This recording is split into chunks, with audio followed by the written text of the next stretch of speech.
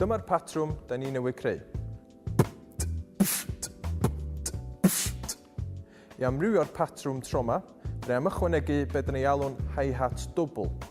Felly mae'r curiad rwan yn newid o hyn i hyn.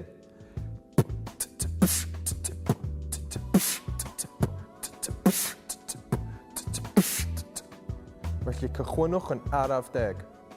Chwthwch allan am 4 a nadlwch mewn am 4. Barod? Allan, 2, 3, 4, mewn, 2, 3, 4.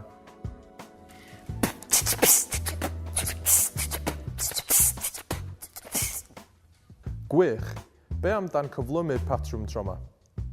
Allan, 2, 3, 4, mewn, 2, 3.